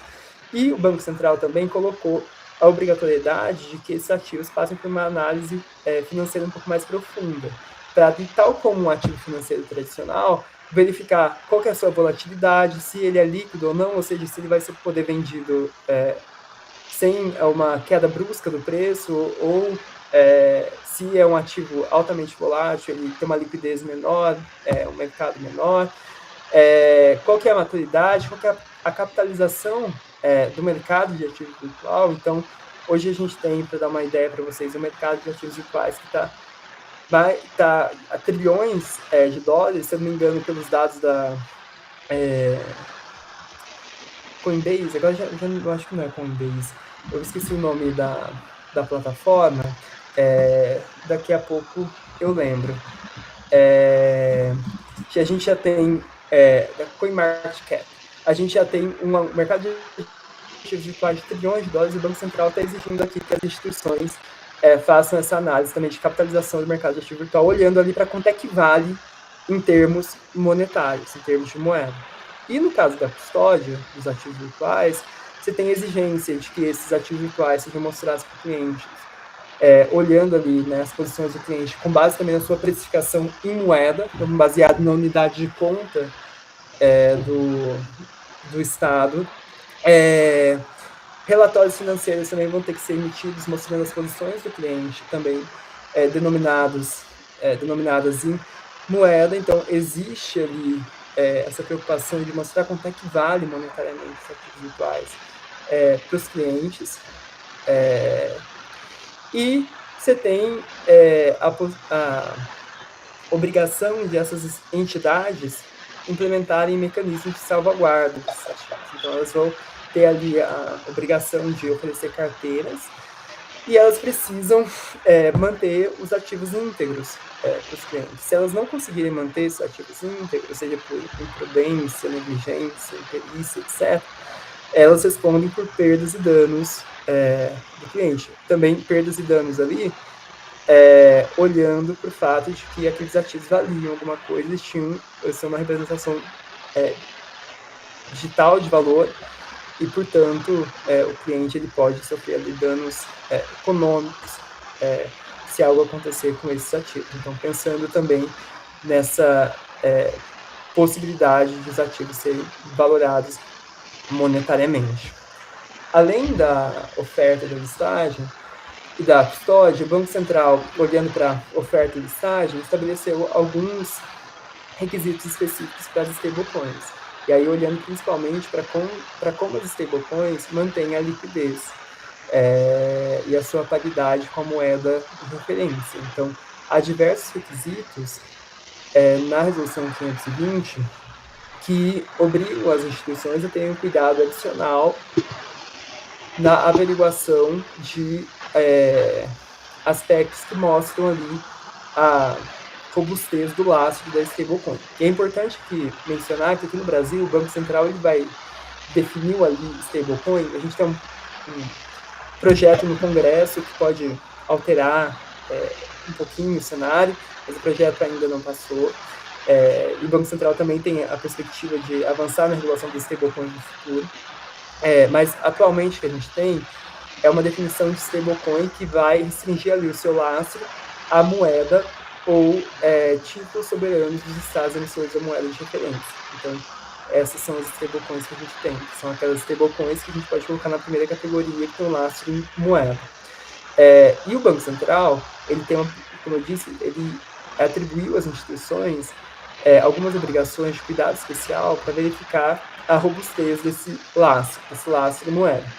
E aí há necessidade, então, das instituições verificarem ali quais são os mecanismos de estabilização das stablecoins, como é que o lastro está sendo gerenciado. Então tem a necessidade de verificar, por exemplo, a prova do lastro, ver como é que, se tem um lastro efetivamente que está sendo indicado para aquela stablecoin, o estabelecimento de alguns mecanismos de gerenciamento ali desses ativos, desse lastro, né? Então, o que acontece, por exemplo, se ocorrer uma desvalorização dos títulos que lastreiam as stablecoins? Vou ter que colocar mais título, vou ter que suplementar com moeda. Então, é ali uma preocupação com essas salvaguardas para fim de manutenção do valor do lastro. Mensuração de risco. Então, quais são os riscos que estão por trás dessas stablecoins? É uma stablecoin valorada, que tem ali como lastro títulos de estados soberanos. Mas qual que é? Porque a gente fala de dívida pública nos ativos mais líquidos, mas qual que é o estado soberano que está emitindo a dívida? E a gente precisa lembrar que nem toda dívida pública é emitida em moeda nacional, tem dívida pública emitida em moeda estrangeira. Será que aquele estado soberano que emite aquela dívida pública tem ali reserva em moeda estrangeira para poder pagar e tornar aquele título líquido? Então, há necessidade ali de verificar com cuidado qual que é o risco envolvido nessas stablecoins. E o Banco Central, ele também vedou, como eu disse para vocês, estabeleceu ali uma definição primária de stablecoins que vinculasse a moeda, ele vedou expressamente as stablecoins que têm como mecanismo de estabilização o uso de algoritmos. Porque, nesses casos, o risco ali de disparidade é maior, e também tem a história da Terra, que reverberou negativamente nesse cenário. Então, há uma preocupação ali em manter a liquidez das stablecoins, manter ali a sua convertibilidade ao par com a moeda de referência dessas stablecoins. Além disso, há um tratamento similar de algumas operações com ativos virtuais a operações de câmbio, operações de transferência de moeda. Então, além da resolução 520, o Banco Central publicou também a resolução 521. E a resolução 521, ela tratou das operações que envolvem a transferência de ativos virtuais que são caracterizados como câmbio. E aí o Banco Central estabeleceu 4 categorias: pagamentos e transferências internacionais com ativos virtuais, pagamentos ali relacionados, por exemplo, quando tem a liquidação de uma obrigação de um residente no Brasil e de um não residente, e com um não residente ou entre não residentes no Brasil, e tem a intermediação de uma intermediária de ativos virtuais, a transferência de ativos virtuais para liquidação de obrigação de cartões. Por exemplo, você faz lá o uso de um cartão internacional e esse cartão se aceita ali como método de pagamento ativo virtual. Então, você pode, se você fizer isso para esse cartão internacional, fazer uma operação de câmbio. Compra e venda de stablecoins, aí o Banco Central estabelece ali stablecoins de forma genérica, sem falar qual que é a moeda na qual essas stablecoins precisam estar denominadas, e a transferência de ativos virtuais para carteiras autocustodiadas. Então, e quando não envolve ali pagamento de transferência internacional, porque aqui no pagamento de transferência internacional, além dessas transferências entre residentes e não residentes, ou entre não residentes, também tem a possibilidade de transferência para uma pessoa que tem uma carteira no Brasil, uma carteira no exterior. E aí o que o Banco Central está dizendo aqui é que quando tem uma carteira autocustodiada, não existem essas transferências, você vai ter ali um outro tipo de operação de câmbio. Basicamente, o que muda em certas circunstâncias aqui é o código dessas operações, mas todas são consideradas operações de câmbio. Então, existe também uma similaridade do tratamento dessas operações de transferência e de pagamento com o tratamento que se tem hoje a operações de câmbio tradicionais. E, por fim, uma preocupação aqui do Banco Central foi com o provimento de liquidez no mercado. Se há expectativa de converter esses ativos, como é que se mantém a liquidez nesse mercado? E aí, na resolução 520, foram estabelecidas 2 figuras. Então, eu já falei para vocês, quando eu estava explicando aqui o diagrama do FSB, que existem entidades que são especializadas na compra e venda de ativos de forma frequente, com o intuito de manter o valor daquele ativo virtual específico. Então, essas são as formadoras de mercado. Aqui no Brasil, as formadoras de mercado elas vão ter como contraparte uma VASP, e os clientes dessa VASP vão ser ali responsáveis pela emissão de ordens de compra e venda de ativos virtuais para prover liquidez para determinados mercados. E também tem os provedores de liquidez. Os provedores de liquidez eles fazem a ponte com investidores institucionais que investem ali uma alta soma de dinheiro e leva esse dinheiro para o setor de ativos virtuais. Então, eles dão liquidez para o mercado de ativos virtuais, levando essa grande soma de recursos para esse mercado. Então, você tem essas 2 entidades que têm ali como finalidade prover liquidez para o mercado de ativos virtuais e viabilizar a liquidação daqueles ativos com uma menor volatilidade de preço. Então, há aqui também uma preocupação, tal como com os outros instrumentos financeiros tradicionais, de dar liquidez efetivamente para honra do momento da liquidação ser feita.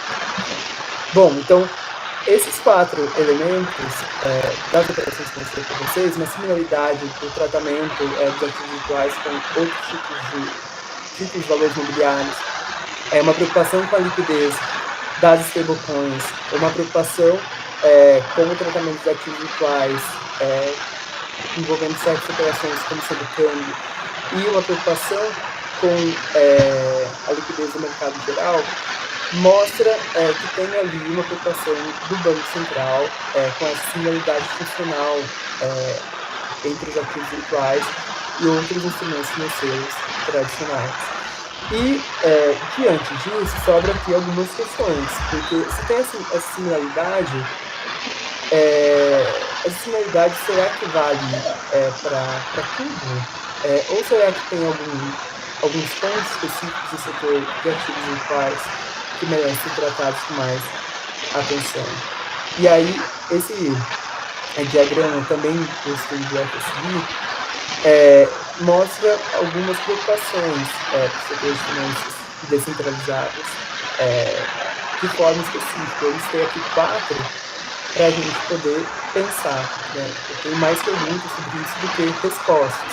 Então, eu tenho perguntas sobre será que a gente tem mecanismos adequados para efetivamente prever liquidez no mercado de ativos virtuais e fazer com que, se é que esses ativos virtuais eles têm ali a expectativa de serem vendidos em algum momento, tenham liquidez, fazerem ali, passarem, na verdade, no teste de convertibilidade.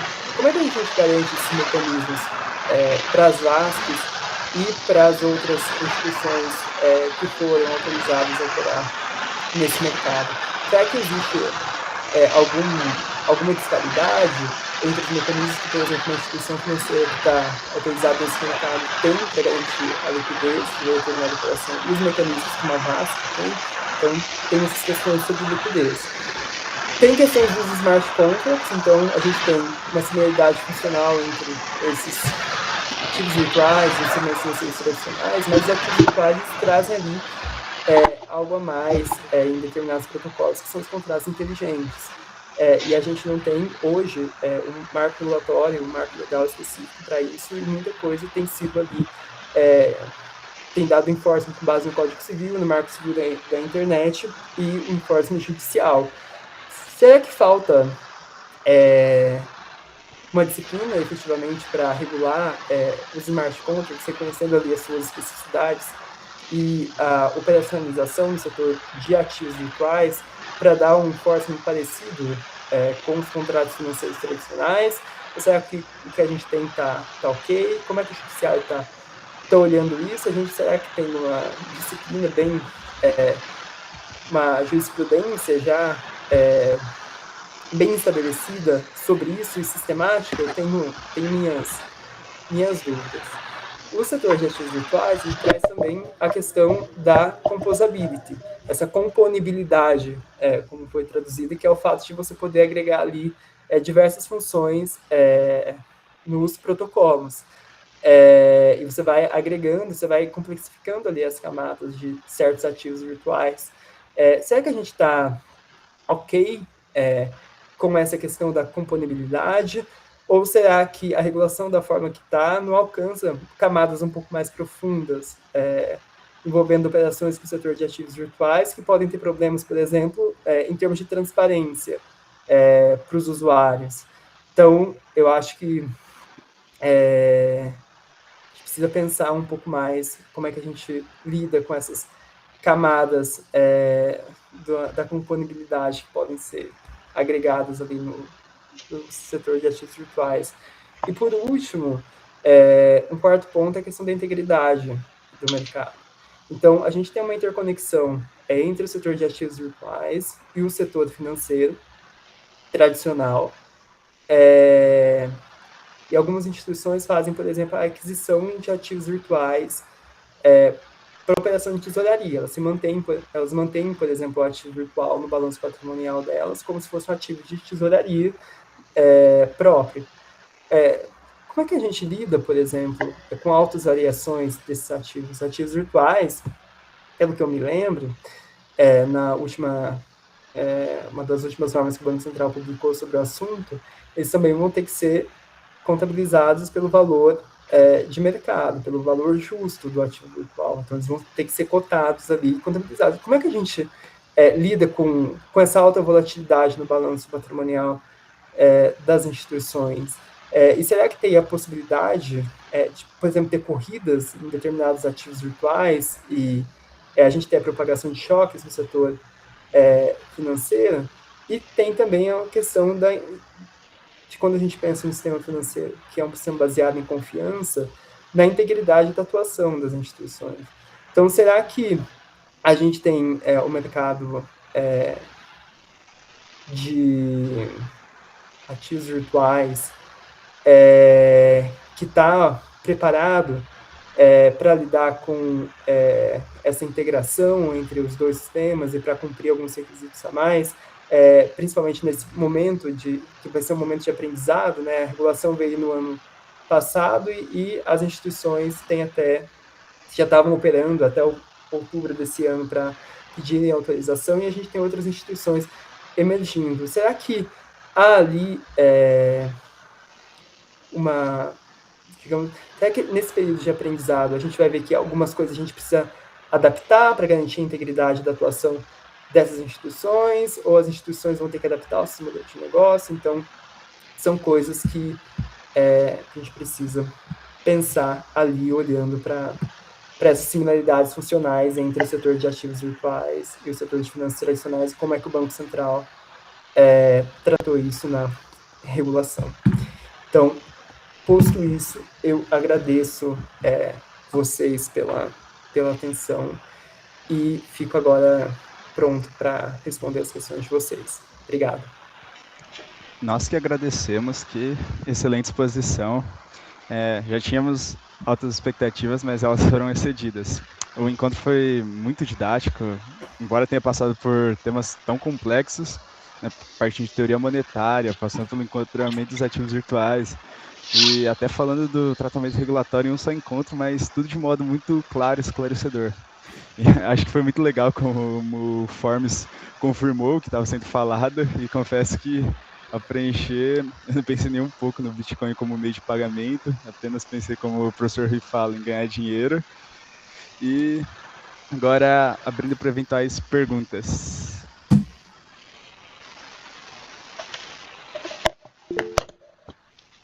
Fábio? Vou iniciar aqui a rodada de perguntas. Marcelo, agradeço imensamente a exposição. Como o Luca falou, faço as palavras dele as minhas. Foi muito, muito boa a exposição, muito didática também.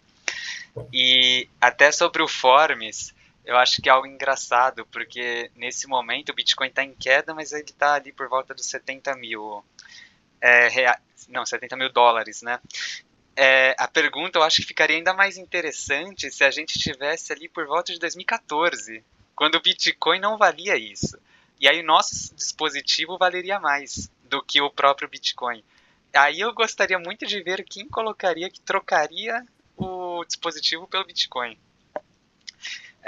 Aquela história da pizza, né? A pessoa pagou 10 mil bitcoins por uma pizza. Exato. Quem recebeu os 10 mil deve estar felizaço hoje, né? Sim, com uns bilhõezinhos no bolso. Exato. Minha pergunta aqui, na verdade, eu vou tentar unir duas perguntas que ficou na minha cabeça, ou até três. Focado na parte de descentralização, se de fato realmente estamos falando de finanças descentralizadas. E conforme você foi falando, eu pensei naquela situação que a gente viu há 2 anos atrás, praticamente, quando o Trump se elegeu, e ele se elegeu prometendo um apoio aos criptoativos, e isso claramente gerou um impacto no valor do Bitcoin. Pega o gráfico, estoura o valor do Bitcoin no final de 2024, e nesse sentido, até que ponto é descentralizado, né? Porque estamos falando aqui de um estado, no caso, o presidente de um estado, um dos maiores estados do mundo, que está intervindo, está conseguindo fazer diretamente o preço subir ou descer a seu bel prazer. E aí se une a isso mais uma questão que é descentralizado mesmo quando se pensa, por exemplo, em altcoins como a altcoin da esposa do Donald Trump, ou a própria altcoin do Donald Trump. Tem o caso do Milei na Argentina também, que recomendou uma altcoin. E aí as pessoas investem bem, entre aspas, nesse caso, porque, claro, é pura especulação, mas claramente não está sendo descentralizado ali. Tem uma pessoa intervindo diretamente naquele valor e provavelmente, eventualmente, a pessoa consegue ganhar um dinheiro nesse sentido. E ainda complemento com uma terceira que vai se unir à descentralização, que é sobre as stablecoins, que foi tocada ao final. Muitas stablecoins, ou as principais delas, principalmente, são lastreadas em dólar. Até que ponto estamos falando de fato de algo descentralizado se está focando no dólar que é lastreado, assim, a moeda dos Estados Unidos? Acaba se focando nos Estados Unidos, e não de fato em uma visão descentralizada da stablecoin. Então, esses são meus questionamentos. Em que sentido você vê esses pontos da política intervindo nos criptoativos relacionado com a descentralização? César, perguntas muito interessantes. Eu acho que tem vários pontos aqui que vão convergir um pouquinho com uma hipótese aqui do argumento sobre a similaridade funcional. Então, ontologicamente, como eu disse, os mecanismos que são utilizados em alguns ativos virtuais, exemplo do Bitcoin ou do Ether, ou até exemplo de alguns ativos virtuais que são promovidos por algumas pessoas, são mecanismos que não dependem de intermediários para fazer transações. Então, no caso do Bitcoin, se você quiser transacionar na rede Bitcoin, pura rede Bitcoin, se quiser usar o Bitcoin como meio de pagamento, você vai lá, coloca seu computador para trabalhar no Bitcoin e os validadores da rede vão ali validar as suas transações. Você vai usar o seu poder computacional para validar essas transações numa rede descentralizada. A rede é descentralizada, a rede é global, você acessa onde você quiser, em determinados países banidos. Mas, em tese, global. É uma rede descentralizada, não depende de intermediários. A filosofia por trás disso, da criação, é você não depender ali do sistema financeiro tradicional. Agora, digamos assim, essa é a intenção. Né? Agora a gente tem a questão de como é que está sendo utilizada efetivamente. E aqui que, nesse caso, quando você deixa ali com um ativo virtual, ele foi criado como meio de pagamento, ele passa a ser usado como um meio de investimento, ele fica vinculado às dinâmicas do mercado, ele fica vinculado àquilo que vai fazer com que o preço de determinados ativos aumente ou reduza. Então, o ponto aqui é que, como o Bitcoin ele é usado para usar as palavras claras do professor Rui para ganhar dinheiro e para obter ali retornos, você coloca ele vinculado a uma dinâmica específica no mercado. E outros ativos virtuais alternativos também. Então, quando aquilo é utilizado, por exemplo, às vezes um ativo virtual é criado e ele passa a ser usado como forma de obter retorno, você sempre tem aquela sorte. Será que vai bombar que nem um Bitcoin? Porque, afinal de contas, se bombar, tá ótimo, né? Então, às vezes você tem ali a criação de ativo virtual, você tem um boom inicial de pessoas que tentam comprar aqueles ativos virtuais para ver se aquilo efetivamente vai valorizar, para ver se vai virar um Bitcoin, ou não, muitos não, é que nem pequena empresa, muitas são criadas, mas muitos não sobrevivem. Então, você tem essa mudança de funcionalidade dos ativos virtuais, não como meio de pagamento, mas como instrumento de investimento que deixa ele ali vinculado a essa dinâmica de mercado. Sobre as stablecoins, elas são, digamos assim, um passo adicional no setor de ativos virtuais, que tem duas diferentes formas de dois diferentes pontos para ser visto. O primeiro é a forma de transação dessas stablecoins. Tem stablecoins que são, por exemplo, emitidas numa rede blockchain e tem ali o seu valor vinculado a uma moeda fiduciária, ao dólar, por exemplo, e tem como mecanismo de estabilização um algoritmo. Então, não necessariamente existe o lastro ali físico do dólar, não necessariamente, mas você tem algoritmos que vão fazer ali algum tipo de arbitragem para aumentar a oferta daquela stablecoin em determinado momento, ou reduzir a oferta dela. E aí você reduz a limitação, você deixa ela mais escassa, você aumenta o preço, vincula ali a paridade à moeda fiduciária, ou quando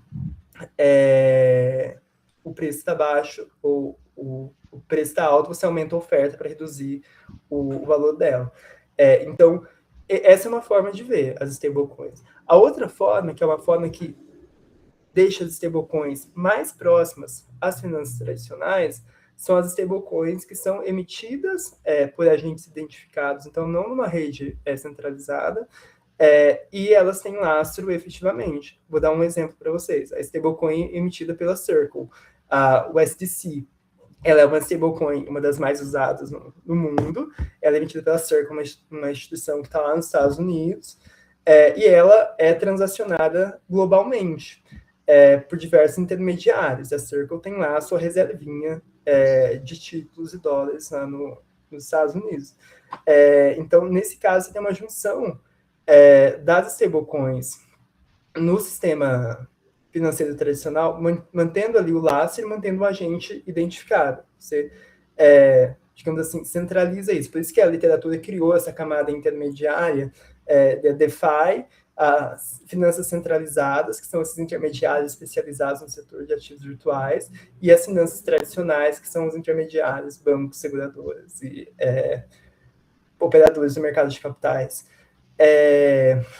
Então, um outro ponto importante é que as stablecoins elas ainda têm como virtude, quando comparada a alguns ativos tradicionais, que algumas delas elas são emitidas, elas podem ser colocadas ali para transação em redes de blockchain, que muitos ativos tradicionais não conseguem serem colocados em transações nessa rede. Então, tem muitas stablecoins que são usadas, por exemplo, para fazer operação de câmbio, porque operação de câmbio tradicional tem várias camadas. Então, a gente, às vezes, faz uma operação de câmbio, a gente não pensa no que tem por trás, mas tem um banco aqui no Brasil, aí de vez em quando tem um banco correspondente no meio, tem um banco correspondente no outro país, aí até chegar no banco final lá, passa por várias camadas, demora, é caro. As stablecoins, por exemplo, podem ser usadas para fazer as transações internacionais por meio de redes de registro distribuído que permitem liquidação atômica, por exemplo. Então, elas têm ali, ainda que elas sejam emitidas de forma identificáveis por um agente, a possibilidade de serem integradas nessas redes em certas circunstâncias. Também, então, só para resumir, elas são, digamos assim, um ativo à parte, um ativo diferenciado daqueles que não têm lastro e tem essas funcionalidades adicionais quando são comparadas aos ativos financeiros tradicionais. Perfeito, Marcelo. Muito, muito obrigado pelos esclarecimentos. Sim. Marcelo, que é o Nathan, eu queria falar que a sua explanação foi muito boa. Obrigado. E eu queria fazer só uma pergunta em relação... porque você falou que os ativos digitais em si, eles a ideia principal, principalmente, por exemplo, da criptomoeda, que é o Bitcoin, ele inicialmente foi feito com uma ideia de forma de pagamento, né? Uma forma... Inclusive, lá em 2008, quando o Satoshi iniciou essa ideia, a ideia idealizada era essa. Mas depois foi modificando uma forma de investimento em si. E até pouco tempo atrás, a gente teve uma experiência interessante que foi no caso de El Salvador, que ele meio que tentou criar essa ideia principal, que era uma forma de pagamento e tudo mais, só que aparentemente, recentemente, não deu muito certo, né? Porque teve uma pressão do FMI, falando, não, aqui é muito volátil essa ideia de forma de pagamento com Bitcoin e tudo mais. Aí eu queria saber por parte de você se essa ideia principal, que é a forma de pagamento com criptoativos ou com moedas digitais, ela não necessariamente é uma visão meio que, tipo, é um fracasso em si pela própria experiência de El Salvador, ou se necessariamente a gente ainda tem essa ideia de que, tipo, não necessariamente é um investimento, mas é uma forma de sim que pode se lidar com uma forma de pagamento, as ativos digitais podem sim se tornar formas de pagamento. Eu queria entender se essa experiência de El Salvador recente já explicaria mais ou menos se foi um fracasso ou não essa... Sim, a experiência de El Salvador é um caso extremo, porque lá o El Salvador, ele baixou uma lei lá, foi aprovada uma lei em que o Bitcoin ele foi equiparado à moeda fiduciária. A gente tem... A lei Bitcoin, se não me engano, né? Isso. Então, o caso de El Salvador, ele é um caso um pouco extremo. A gente precisa pensar, assim, digamos, talvez não seja um fracasso em si, mas na forma como isso vai ser usado. Por quê? Porque quando a gente compara o setor de ativos virtuais com o setor financeiro tradicionais, como eu estava respondendo o Fábio, você tem algumas funcionalidades que a gente não tem hoje no setor financeiro tradicional. Por exemplo, liquidação atômica de transações de pagamento, ou operações de câmbio de forma mais barata. Eu acho que quando a gente pensa em poder usar os ativos virtuais como o meio alternativo para fazer determinadas transações, pensando principalmente nas stablecoins aqui, a gente pode ter alguns benefícios. O problema maior lá de El Salvador foi que quando você, digamos assim, criptomaniza a economia, você perde ali o controle daquilo, porque você perde a função essencial que se tem quando você tem um Estado soberano, que é ter um banco central que faz uma gestão macroeconômica e em momentos de crise socorre o setor financeiro ou em certas situações, como a gente viu nas duas últimas crises, crise da Covid, crise de 2008, mais do que o setor financeiro. Então, você perde a gestão macroeconômica. E aí, o problema de El Salvador foi esse. Não, então, a gente pensa, não é necessariamente algo não virtuoso usar um ativo virtual como meio de pagamento. A gente tem mecanismos centralizados, seguros, para fazer o uso desses ativos virtuais como meio de pagamento em certas circunstâncias. Mas talvez o caso de El Salvador tenha sido um passo muito, digamos assim, agressivo no sentido de tentar fazer aquilo como meio geral de aceitação da economia, enquanto o El Salvador não é o emissor de Bitcoin, ele dependia de comprar esse Bitcoin para ter reservas, e isso causava volatilidade no balanço das contas públicas do país e fazia ali a perda de uma gestão macroeconômica. Então, acho que assim, tem virtudes, a gente precisa aprender a usar isso com parcimônia.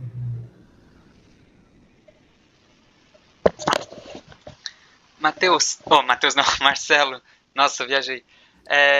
Diante da ausência de dúvidas, a gente acha que pode encerrar o encontro também, pelo adiantar da hora.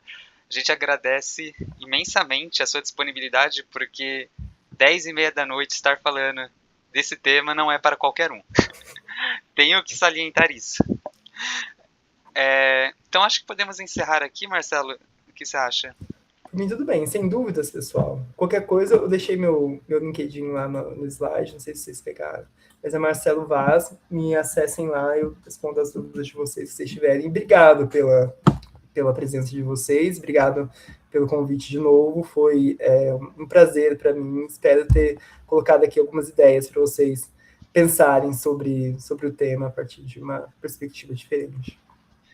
Marcelo, nós que agradecemos imensamente, aqui eu falo em nome de todo o grupo, tanto do Luiz e do Eduardo, eles tiveram problema, saíram tarde do estágio, não conseguiram entrar, nos comunicaram aqui, mas agradecemos imensamente a sua participação, esperamos poder tê-lo novamente conosco aqui, o quanto antes, eventualmente já no próximo semestre.